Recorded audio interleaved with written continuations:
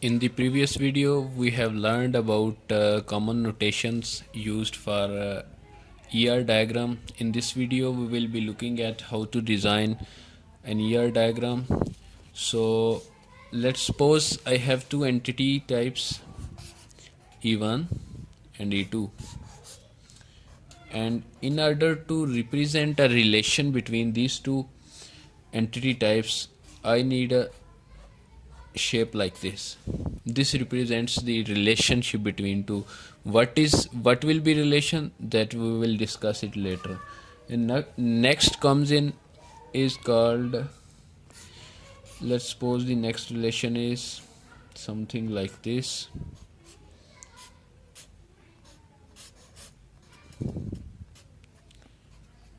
This little dash here, it represents that E2 is participating totally in this relationship, but E1 isn't. So we will discuss this also later in later videos. And the next one is like this.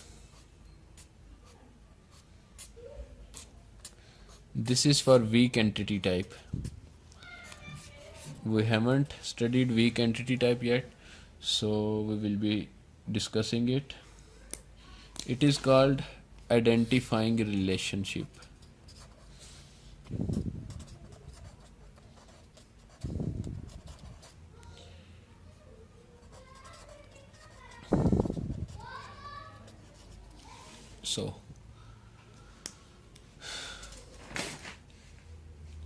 So next I am going to show you guys an example of ER diagram, how to create an ER diagram. We will design a simple one first, and then we will go to the complex one to actually study the process of creating a diagram.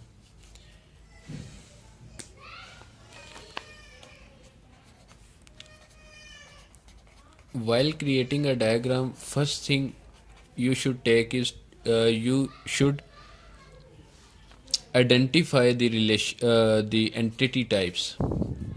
These are certain steps which needs to be performed to make an ER diagram.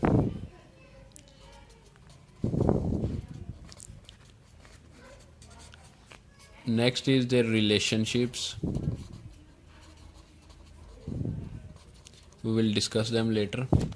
And next comes in is the participation.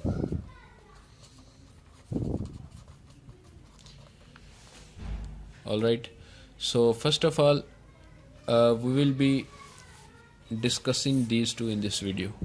Alright, in the next videos we will discuss participation, and there is one other notation, I don't remember that right now, so I will include that in the next video. So in this video, let's suppose you are creating an ER diagram for your university. University has certain departments, students, teachers, other staff, attendance, quiz or quizzes, and blah blah blah blah. So let's suppose we have identified these entity types. So we need to actually create ER diagram from these attributes, these entity types. So what we will do is, let's suppose this is a department entity type, and this is a staff entity type. Alright, so the relationship between these two will be staff manages department. Alright, staff manages department. Our department is being managed by staff. Alright, so this was how we create the relationship, and now we have to discuss that how many staff members manages one department, or one staff member manages how many departments? Let's see it. So the thing we missed here, I just remembered that, and that is called cardinality ratio. Cardinality ratio. So participation and cardinality ratio, these are two constraints. Alright, so we have to map these constraints here. Alright, so for constraints, cardinality ratio is something like this. One staff member can manage one department. Many staff members can manage one department. Is it possible that many staff members can manage one department? Or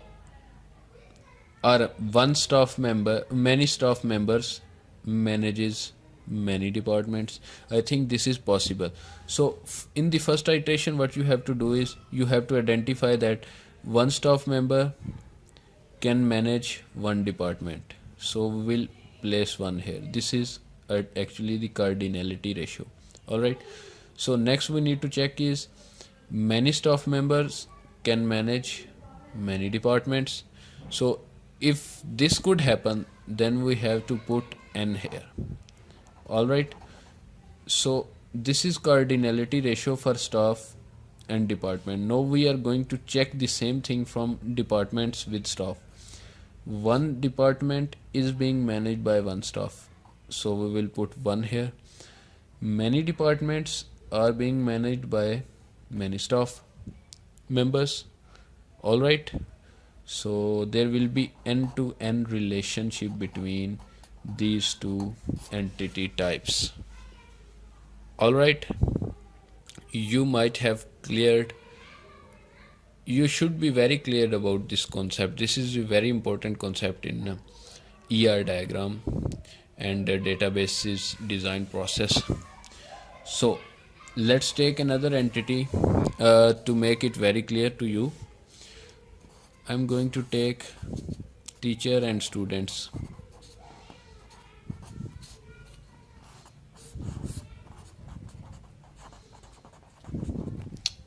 Alright, so teacher teaches students. One teacher teaches one student. Many teachers teach many students, so there will be n. One student is being taught by one teacher. Many students are being taught by many teachers, so there will be n-to-n relationship between these two as well. So now I'm going to take one example for one-to-one relationship. Let's take department and head of that department. Entity types. One head manages one department, so there will be one. Many heads manages one department. No, this is not possible. Actually, there is always only one head for one department, so we have to put here 1. We can't put n here. Alright, one department is being managed by one head. Many departments are being managed by one head. No, it is not possible. So there will be one-to-one relationship between these two. Alright, so if you have any confusion about ER diagram or the relationships between entity types, let me know in the comment section. Remember, this is not a complete ER diagram. I have shown you guys that how we could create the relationships, entity types. In the next video I will come up with a proper example. So see you there.